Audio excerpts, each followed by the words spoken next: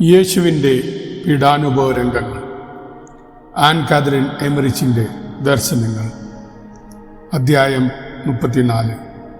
ഈശോ ചമ്മട്ടിയടിക്ക് വിധേയനാകുന്നു. അവനിൽ ഒരു കുറ്റവും ഞാൻ കാണുന്നില്ല, അതിനാൽ ചമ്മട്ടി കൊണ്ട് അടുപ്പിച്ച് അവനെ വിട്ടയക്കും. ഈ വാക്കുകൾ പീലാത്തോസ് ആവർത്തിച്ചു. അവനെ ക്രൂശിക്കുക, അവനെ ക്രൂശിക്കുക, ഇതായിരുന്നു അവിടെ കൂടിയ യഹൂദന്മാരുടെ മറുപടി. യേശുവിന് മരണശിക്ഷ നൽകുകയില്ല എന്ന തീരുമാനത്തിൽ ആ ഗവർണർ ഉറച്ചു നിന്നു. റോമൻ രീതി അനുസരിച്ച് ചമ്മട്ടിയടി നൽകി വിട്ടയക്കുവാൻ പീലാത്തോസ് കൽപ്പന നൽകുകയും ചെയ്തു. ജനം രോഷാകുലമായിരുന്നു. അവരുടെ മധ്യത്തിലൂടെ ഭടന്മാർ അവനെ ഫോറത്തിലേക്ക് കൊണ്ടുപോയി. അരമനയുടെ വടക്കുഭാഗത്ത് കാവൽ ഭടന്മാരുടെ വീടിന് സമീപമായിരുന്നു കുറ്റവാളികളെ ചമ്മട്ടി അടിക്കുന്നതിനുള്ള സ്തംഭം സ്ഥാപിച്ചിരുന്നത്. ശിക്ഷ നടപ്പിലാക്കാൻ നിയുക്തരായവർ ചാട്ട, വടി, കയർ മുതലായവ ഉടൻ കൊണ്ടുവന്നു. പൊക്കം കുറഞ്ഞ് ഇരുണ്ടു തടിച്ച 6 പേർ. അവരുടെ കൈകൾ ബലിഷ്ഠവും രോമാവൃതവും ആയിരുന്നു. തുബൽ കുപ്പായവും അരക്കെട്ടുമായിരുന്നു വേഷം. ഈജിപ്തിൻ്റെ അതിർത്തി പ്രദേശങ്ങളിൽ നിന്നുള്ള കുറ്റവാളികളായിരുന്നു ഇവർ. കഠിന ജോലികൾക്ക് വിധിക്കപ്പെട്ട ഇവരുടെ പ്രധാന തൊഴിൽ കനാലുകൾ, കെട്ടിടങ്ങൾ എന്നിവ നിർമ്മിക്കുകയായിരുന്നു. ഇവരിൽ ഏറ്റവും കഠിനഹൃദയരെയാണ് പ്രത്തോറിയത്തിൽ ശിക്ഷ നടപ്പാക്കുന്നതിന് നിയോഗിച്ചത്. കാട്ടുമൃഗങ്ങളുടെയോ പിശാചുക്കളുടെയോ ചെയ്തികളോട് സാദൃശ്യമുള്ളതായിരുന്നു ഇവരുടെ പ്രവർത്തനങ്ങൾ. പല കുറ്റവാളികളെയും തൂണിൽ കെട്ടി അടിച്ചു കൊന്നിട്ടുണ്ട്. മുഷ്ടി കൊണ്ടിടിച്ചും കൈകൾ ചേർത്ത് കെട്ടിയിരുന്ന കയർ പിടിച്ച് വലിച്ചും അവർ ഈശോയെ കൊണ്ടുപോയി. അവിടുന്ന് ഒരു എതിർപ്പും കാണിച്ചില്ല. അവർ അവിടുത്തെ തൂണിലേക്ക് തള്ളി. അങ്കണത്തിന് നടുവിൽ ഉണ്ടായിരുന്ന ഈ സ്തംഭത്തിന് കൈനീട്ടിയാൽ എത്തുന്ന ഉയരമാണ് ഉണ്ടായിരുന്നത്. അതിന് മുകളിൽ ഒരു ഇരുമ്പ് വളയവും അല്പം താഴെയായി മറ്റു വളയങ്ങളും കൊളുത്തുകളും ഉണ്ടായിരുന്നു. ഇവർ കാണിച്ച ക്രൂരത വിവരിക്കുക സാധ്യമല്ല. പരിഹസിക്കാൻ വേണ്ടി അവിടുത്തെ പുറംകുപ്പായം വലിച്ചെങ്കിൽ വീണ്ടും തള്ളി. ഈശോ ആ തൂണിന് മുമ്പിൽ നിന്നു. രക്തത്തിൽ കുതിർന്ന് മുറിവുകളോട് ഒട്ടിച്ചേർന്ന അവിടുത്തെ ഉടുപ്പ് അവർ വലിച്ചു മാറ്റി. അവൻ അവർക്ക് വേണ്ടി ഹൃദയം നൊന്ത് പ്രാർത്ഥിച്ചുകൊണ്ടിരുന്നു. അതീവ ദുഃഖിതയായിരുന്ന തൻ്റെ അമ്മയെ അവിടുന്ന് ഒരു പ്രാവശ്യം മുഖം തിരിച്ചു നോക്കി.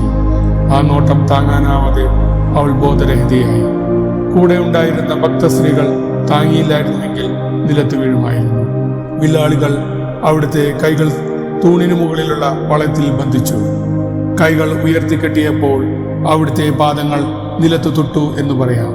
ഇപ്രകാരം പരിശുദ്ധൻ വിവസ്ത്രനായി ഏറ്റവും വലിയ കുറ്റവാളികളെ ശിക്ഷിക്കുന്ന തൂണിൽ ബന്ധിതനായി. മൃഗീയമായ രീതിയിൽ 2 പേർ ആ പരിശുദ്ധനെ തലങ്ങും വിലങ്ങും അടിക്കാൻ തുടങ്ങി. അവർ ഉപയോഗിച്ച ചാട്ടയും ചമ്മട്ടിയും വഴങ്ങുന്ന ഒരു തരം വെളുത്ത തടി കൊണ്ട് നിർമ്മിക്കപ്പെട്ടിരുന്നത് പോലെ തോന്നി. ഒരുപക്ഷെ അത് കാളയുടെ ഞരമ്പ് കൊണ്ടോ തോൽപ്പട്ട കൊണ്ടോ ഉണ്ടാക്കിയതായിരുന്നിരിക്കാം.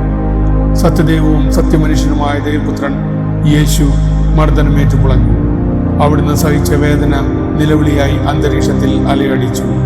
ആരോധനം, പീഡന ഉപകരണങ്ങളുടെ ശബ്ദത്തിന് ഹൃദയസ്പർശിയായ പശ്ചാത്തലം ആയി. യേശുവിൻ്റെ ഈ വിലാപം തൻ്റെ പിതാവിനോടുള്ള ഹൃദയം നൊന്ത പ്രാർത്ഥനയുടെയും യാചനയുടേതും ആണെന്ന് തോന്നി.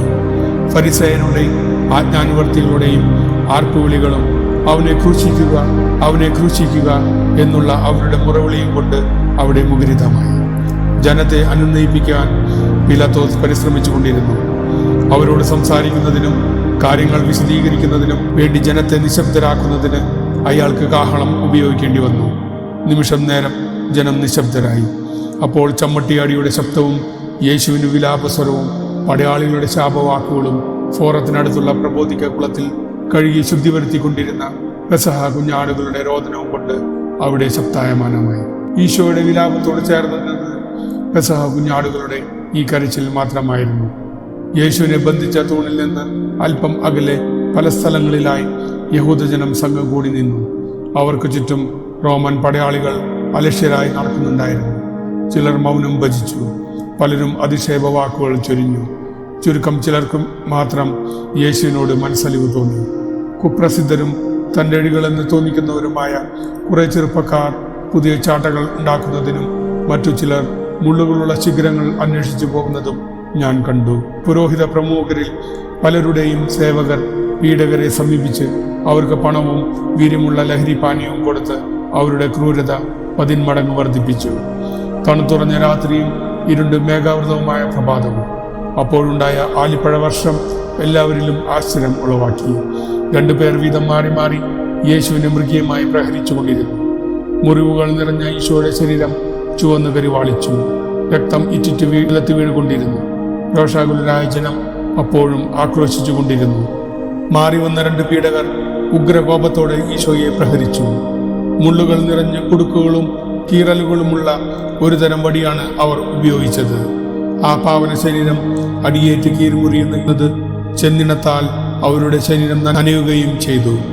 വേദനയുടെ ഇടയിലും ഈശോ പ്രാർത്ഥിച്ചുകൊണ്ടിരുന്നു. ഒട്ടകപ്പുറത്ത് ആ വഴി വന്ന അപരിചിതർ അതിദയനീയവും ഭീകരവുമായ ഈ കാഴ്ച കണ്ടു. അവർ അവിടെ നിന്നവരിൽ ചിലർ എല്ലാ കാര്യങ്ങളും അവരോട് വിവരിച്ചു പറഞ്ഞു. അവരിൽ ഏതാനും പേർ സ്നാപക യോഹന്നാനിൽ നിന്ന് സ്നാനം സ്വീകരിച്ചവരും മറ്റു ചിലർ ഈശോയുടെ പ്രബോധനം കേട്ടിട്ടുള്ളവരുമായിരുന്നു. അവിടെയെല്ലാം മുഴങ്ങി ആ ജനക്കൂട്ടത്തിന്റെ ശബ്ദം കർണഭേദകമായിരുന്നു. 2 പേർ കടന്നു വന്ന് പിന്നെയും പീഡനം ആരംഭിച്ചു.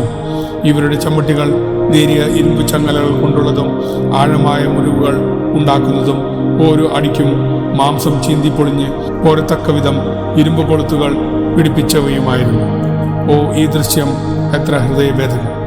ഈശോയുടെ ശരീരം പിൻഭാഗം തൂണിനോട് ചേർത്ത് നിർത്തി നിവർന്നു നിൽക്കാൻ ശക്തിയില്ലാതിരുന്നതിനാൽ അരയ്ക്ക് ചുറ്റിലും കാൽമുട്ടിന് മുകളിലും കയറി കെട്ടി തൂണിൽ ബന്ധിച്ച ശേഷം കൈപ്പത്തികൾ മുകളിൽ ഇരുമ്പ് വളയത്തോട് ബന്ധിച്ചു. ആ 2 പേർ വീണ്ടും ചമ്മട്ടി കൈകളിലെടുത്ത് മാറി മാറി അവിടുത്തെ മുഖത്തും ദേഹത്തും ഇടതടവില്ലാതെ അടിച്ചു. നിണമണിഞ്ഞ കണ്ണുകൾ കൊണ്ട് അവിടുന്ന് അവരെ നോക്കി. അവൻ ക്ഷീണിതനായി, ദീനരോധനം തേങ്ങലുകളായി. ചമ്മട്ടിയടി ഇടതടവില്ലാതെ 3/4 മണിക്കൂറോളം നീണ്ടു. ആ സമയം ജനമധ്യത്തിൽ നിന്ന് അപരിചിതനായ ഒരാൾ മൂർച്ചയുള്ള കത്തിയുമായി യേശുവിനെ ബന്ധിച്ചിരുന്ന ആ തൂണിനരികിലേക്ക് ഓടി വന്ന് ഉച്ചത്തിൽ അലറി, "നിർത്തൂ, നിർത്തൂ! നിരവധിയായ ഈ മനുഷ്യനെ നിങ്ങൾ അടിച്ചു കൊല്ലരുത്." അനീതിക്കെതിരെ സധൈര്യം പ്രതികരിച്ച ഇയാൾ ജന്മന അന്ധനായിരുന്നു. സെസിഫോൺ എന്ന റോമൻ പടയാളിയുടെ ബന്ധുവാണ് ഇയാൾ. യേശു തന്റെ പരസ്യ ജീവിതകാലത്ത് സുഖപ്പെടുത്തിയവരിൽ ഒരുവൻ. ലഹരി പിടിച്ച് ഉന്മത്തരായ ആ ദ്രോഹികൾ ആശ്ചര്യപ്പെട്ട് പെട്ടെന്ന് അടിനിർത്തി. ഈശോയെ ബന്ധിച്ചിരുന്ന കയറുകൾ എല്ലാം വേഗം മുറിച്ച ശേഷം അയാൾ ജനക്കൂട്ടത്തിലേക്ക് പോയി. പ്രഹരങ്ങളാൽ മാംസം കീറിമുറിഞ്ഞ് രക്തത്തിൽ കുതിർന്ന ഈശോ പ്രജ്ഞയേറ്റ് തറയിൽ പതിച്ചു. പീഡകർ അവനെ അവിടെ ഉപേക്ഷിച്ച് കുടിച്ചുല്ലസിക്കുകയും മുൾമുടി മെടയുകയും ചെയ്തുകൊണ്ടിരുന്ന കൂട്ടുകാരുടെ കൂടെ ചേർന്നു. രക്തത്തിൽ കുളിച്ച ഈശോ ആ തൂണിന്റെ ചൂട്ടിൽ തന്നെ കിടന്നു. അപ്പോൾ 2-3 പെൺകുട്ടികൾ ധൈര്യപൂർവ്വം മുന്നോട്ട് വന്ന് അവനെ നോക്കി സഹതാപം പ്രകടിപ്പിച്ചു. അവർ ഭയന്ന് പിന്മാറവേ തീവ്രമായ വേദനയോടെ ഈശോ തല ഉയർത്തി അവരെ കടാക്ഷിച്ചു. പെട്ടെന്ന് അവർ അവിടെ നിന്നും പുറത്തുപോയി. കാവൽഭടന്മാരും പട്ടാളക്കാരും അവരെ കളിയാക്കി ചിരിച്ചു. ഈശോ ശത്രുക്കളിൽ നിന്നും പ്രഹരമേറ്റുകൊണ്ടിരുന്ന സമയം മാലാഖമാർ പല പ്രാവശ്യം അവനെ സമീപിക്കുന്നത് ഞാൻ കണ്ടു. മനുഷ്യകുലത്തിന്റെ പാപങ്ങൾ ക്ഷമിക്കണമേ എന്ന് ദിവ്യനാഥൻ പിതാവിനോട് നിരന്തരമായി പ്രാർത്ഥിക്കുന്നതും ഞാൻ കേട്ടു. ഈശോ രക്തത്തിൽ കുളിച്ച് ആ തൂണിൻ ചൂട്ടിൽ കിടക്കുമ്പോൾ ഒരു മാലാഖ വന്ന് പാനീയം നൽകി അവനെ ശക്തിപ്പെടുത്തി. തിരിച്ചു വന്ന വില്ലാളികൾ ഏതാനും പ്രഹരം കൂടി കൊടുത്ത ശേഷം അവരെ അനുഗമിക്കുവാൻ ആജ്ഞാപിച്ചു. വളരെ പ്രയാസപ്പെട്ട് അവിടുന്ന് എഴുന്നേറ്റു. ശരീരത്തിന്റെ ഭാരം താങ്ങുവാൻ കാൽമുട്ടുകളുടെ ശക്തി നഷ്ടപ്പെട്ടിരുന്നു. വസ്ത്രങ്ങൾ വീണ്ടും ചരിക്ക് ധരിക്കുന്നതിന് പോലും അനുവദിക്കാതെ മേലങ്കി കഴുത്തിൽ ചുറ്റി കാവൽപുരയിലേക്ക് അവർ കൊണ്ടുപോയി. രക്തം ഒലിച്ചിറങ്ങുന്ന തന്റെ മുഖം ഉടുപ്പിന്റെ അഗ്രം കൊണ്ട് അവൻ തുടച്ചു. പുരോഹിത പ്രമുഖന്മാരുടെ അടുത്തുകൂടെ ഈശോ കടന്നുപോയപ്പോൾ അവർ വിളിച്ചു പറഞ്ഞു, "ഇവനെ ക്രൂശിക്കൂ, ഇവനെ വധിക്കൂ." പീഡകർ അവനെ കാവൽപുരയുടെ അകത്തേക്ക് കൊണ്ടുപോയി. അതിനുള്ളിൽ അടിമകളും വില്ലാളികളും ജോലിക്കാരും ആയിരുന്നു. പടയാളികൾ ഉണ്ടായിരുന്നില്ല. ജനങ്ങളുടെ ആവശ്യം കണ്ട പീലാത്തോസ് ഉത്കണ്ഠാകുലനായി. അന്തോണിയ കോട്ടയിൽ നിന്നും വീണ്ടും റോമൻ പട്ടാളക്കാരെ വരുത്തി കാവൽപുരയ്ക്ക് ചുറ്റും വിന്യസിച്ചു. ജനക്കൂട്ടത്തെ ഭയപ്പെടുത്തുവാൻ 1000 പടയാളികൾ എത്തിച്ചേരണം എന്നായിരുന്നു പീലാത്തോസിന്റെ കൽപ്പന. ഈശോയോട് സംസാരിക്കാനും ഏതു വിധത്തിലും പരിഹസിക്കാനും അവർക്ക് സ്വാതന്ത്ര്യമുണ്ടായിരുന്നു. എന്നാൽ തങ്ങളുടെ സ്ഥലങ്ങൾ വിട്ടുപോകരുതെന്നായിരുന്നു വ്യവസ്ഥ.